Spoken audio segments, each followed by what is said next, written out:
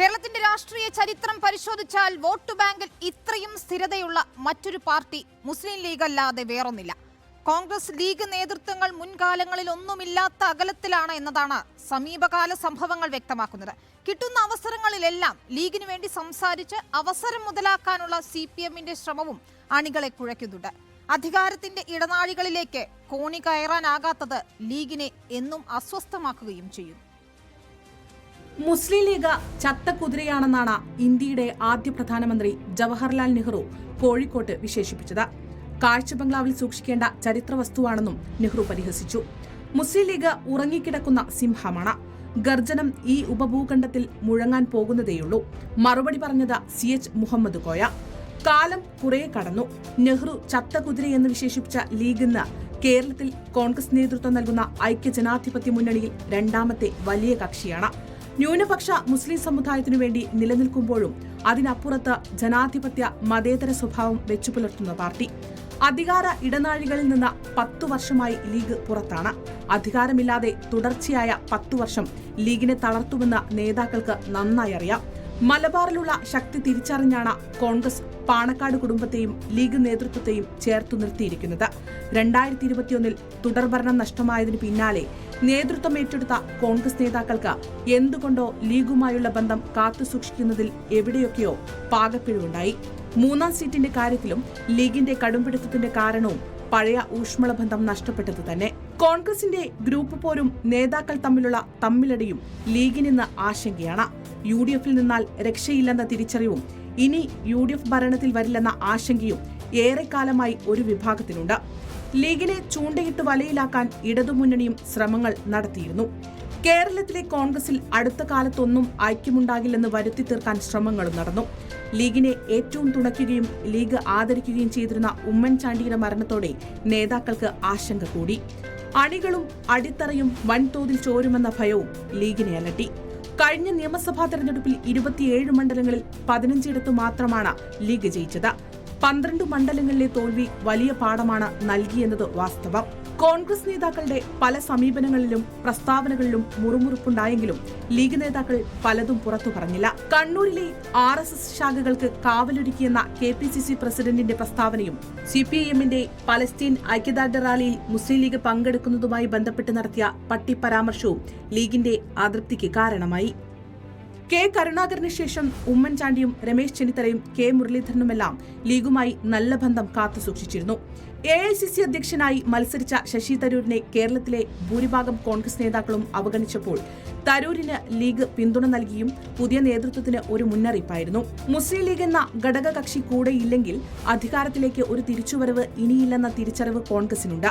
അടുത്ത നിയമസഭാ തെരഞ്ഞെടുപ്പിൽ കോൺഗ്രസിനെയും മുന്നണിയെയും ആര് നയിക്കണമെന്ന് ഹൈക്കമാൻഡ് തീരുമാനിക്കുമ്പോൾ അവിടെ ഉയരുക ലീഗ് നേതൃത്വത്തിന്റെ ശബ്ദമായിരിക്കുമെന്ന് നേതാക്കളെല്ലാം തിരിച്ചറിയുന്നു. കഴിഞ്ഞ ലോക്സഭാ തെരഞ്ഞെടുപ്പിൽ 19 സീറ്റുകളിൽ UDFന് വിജയിക്കാനായതും 16 കോൺഗ്രസ് MPമാരെ ലോക്സഭയിലേക്ക് അയക്കാനും കരുത്തായത് മുസ്ലിം ലീഗ് ആയിരുന്നുവെന്നാണ് നേതാക്കളുടെ പക്ഷം.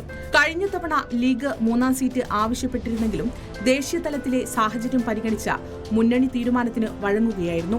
2005 AK ആന്റണിക്കായി രാജ്യസഭാ സീറ്റ് വിട്ടുനൽകിയ കണക്കും ലീഗിന്റെ അക്കൌണ്ടിലുണ്ട്. ലീഗിന് 3 സീറ്റ് നൽകണമെന്ന അഭിപ്രായം KC വേണുഗോപാലും K മുരളീധരനും പങ്കുവെക്കുന്നതിന് കാരണവും ഇത് തന്നെ. മുസ്ലിം ലീഗിന്റെ ആശയങ്ങളും നിലപാടുകളും സ്വീകാര്യമാണെന്ന നിലപാടിലേക്ക് CPIMും ചുവടുമാറ്റുന്നു. പിണക്കിയാലുണ്ടാകുന്ന ആഘാതം ചെറുതാകില്ലെന്ന ബോധ്യം കോൺഗ്രസിനുമുണ്ട്. കോൺഗ്രസിനെ നിലയ്ക്ക് നിർത്താനുള്ള രാഷ്ട്രീയ വളർച്ച മുസ്ലിം ലീഗ് കൈവരിച്ചു എന്നതാണ് വാസ്തവം. Election desk reporter. ലോക്സഭാ തെരഞ്ഞെടുപ്പ് പടിവാതിൽക്കൽ എത്തി നിൽക്കെ ലീഗിനെ പിണക്കിയാലുണ്ടാക്കുന്ന ആഘാതം UDFന് കോൺഗ്രസിന് താങ്ങാനാകുന്നതല്ല എന്ന തിരിച്ചറിവ് തന്നെയാണ് അനുനയ നീക്കങ്ങളിലേക്ക് കോൺഗ്രസിനെ നയിച്ചതും. അഷ്കർ അലി കരിമ്പ നൽകും വിവരങ്ങൾ. അഷ്കർ, നമുക്കറിയാം കഴിഞ്ഞ ദിവസങ്ങളിൽ വലിയ പ്രതിസന്ധിയാണ് ഉണ്ടായിരുന്നത്. ഒരു ഘട്ടത്തിൽ ലീഗ് ഒറ്റയ്ക്ക് മത്സരിക്കുമോ എന്നതുൾപ്പെടെയുള്ള പ്രാഥമിക ചർച്ചകളിലേക്ക് പോവുകയും ചെയ്തിരുന്നു. ഇന്ന് രാവിലെ ET മുഹമ്മദ് ബഷീർ ഉൾപ്പെടെയുള്ളവർ അഷ്കറിനോട് സംസാരിക്കുമ്പോഴും കടുപ്പിച്ചു തന്നെയായിരുന്നു. പിന്നീട് എങ്ങനെയാണ് ഈ അനുനയത്തിലേക്ക് കാര്യങ്ങൾ എത്തിയത്? ലോക്സഭാ സീറ്റിന്റെ കാര്യത്തിൽ മുസ്ലിം ലീഗാണോ വഴങ്ങിയത്? രാജ്യസഭാ സീറ്റിന്റെ കാര്യത്തിൽ കോൺഗ്രസ് ആണോ വഴങ്ങിയത്? വിനിത, ഇരു വിഭാഗത്തു നിന്നുള്ള നേതൃത്വം കൃത്യമായ ഒരു പിന്മാറ്റവും വഴങ്ങലിനും ഒക്കെ തയ്യാറായതോടെ മാത്രമാണ് ഏറെ നാളായി നീണ്ടു നിന്നിരുന്ന ഒരു പ്രതിസന്ധിക്ക് UDF-ന്റെ സീറ്റ് വിഭജനം എന്ന് പറയുന്ന ഒരു പ്രതിസന്ധിക്ക് തന്നെ പരിഹാരം കാണാൻ കഴിഞ്ഞത്. അഥവാ നേരത്തെ ലോക്സഭാ സീറ്റ് മൂന്നാമത്തെ ഒരു സീറ്റ് കൂടി വേണമെന്ന ആവശ്യം ലീഗ് ആവശ്യപ്പെട്ട സാഹചര്യത്തിൽ തന്നെ അത് കൊടുക്കാൻ കഴിയില്ല എന്നൊരു നിലപാടിലേക്ക് കോൺഗ്രസ് നേതൃത്വം എത്തിയിരുന്നു. പിന്നീട് തൊട്ട് പിന്നാലെ തന്നെ അത് ലോക്സഭാ സീറ്റ് അല്ലെങ്കിൽ രാജ്യസഭാ സീറ്റുകൾ നൽകാൻ തയ്യാറാകണം എന്നുള്ളതായിരുന്നു ലീഗിൻ്റെ ഒരു നിലപാട്. പക്ഷേ അതും കൊടുക്കാൻ കഴിയില്ല എന്നായിരുന്നു കോൺഗ്രസിൻ്റെ നിലപാട്. ഇതോടുകൂടിയാണ് മുസ്ലിം ലീഗും കോൺഗ്രസും തമ്മിലുള്ള ബന്ധത്തെ പോലും ബാധിക്കുന്ന തരത്തിലേക്ക് ചർച്ചകൾ എത്തിയത്. വേണ്ടി വന്നാൽ ഒറ്റയ്ക്ക് മത്സരിക്കുന്നതടക്കമുള്ള നീക്കങ്ങളിലേക്ക് മുസ്ലിം ലീഗ് കാര്യങ്ങൾ നീക്കിയതും അതിന് തൊട്ടു പിന്നാലെയായിരുന്നു.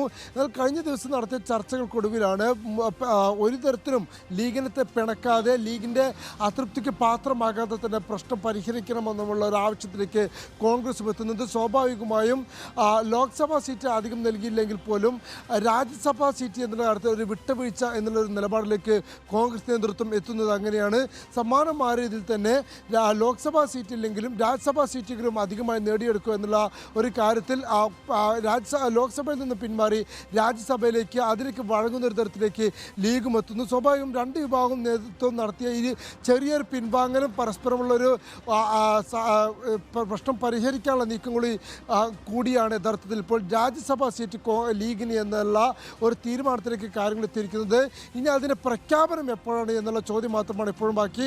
ഉടൻ തന്നെ പ്രഖ്യാപനം വേണമെന്നായിരുന്നു ലീഗിൻ്റെ നിലപാട്. പക്ഷേ വൈകാതെ തന്നെ പ്രഖ്യാപനം ഉണ്ടാകുന്നത് കോൺഗ്രസിനകത്ത് പ്രശ്നങ്ങൾ സൃഷ്ടിക്കാനും BJP അടക്കമുള്ളവർ മുതലെടുപ്പിന് സൃഷ്ടിക്കാനും സാഹചര്യമൊരുക്കുമെന്ന് കോൺഗ്രസ് ആ യോഗത്തിൽ തന്നെ ചൂണ്ടിക്കാണിച്ചിരുന്നു.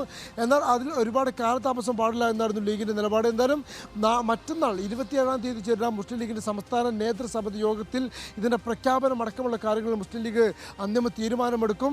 അതിനോടൊപ്പം തന്നെ രാജ്യസഭാ സീറ്റ് മുസ്ലിം ലീഗ് നേടിയെടുക്കുകയാണെങ്കിൽ രാജ്യസഭയിലേക്ക് ആര് എന്നടക്കമുള്ള ചർച്ചകളിലേക്ക് പോലും മുസ്ലിം ലീഗ് കടക്കാൻ സാധ്യതയുണ്ട്. കോൺഗ്രസിന്റെ ദേശീയ നേതൃത്വമായും ഇപ്പോൾ മുസ്ലിം ലീഗിന് സീറ്റ് വിട്ടുവെക്കുന്നതുമായി ബന്ധപ്പെട്ട ചർച്ചയിൽ ഒരു അന്തിമ തീരുമാനത്തിലേക്ക് കോൺഗ്രസും എത്തും. വിനീത.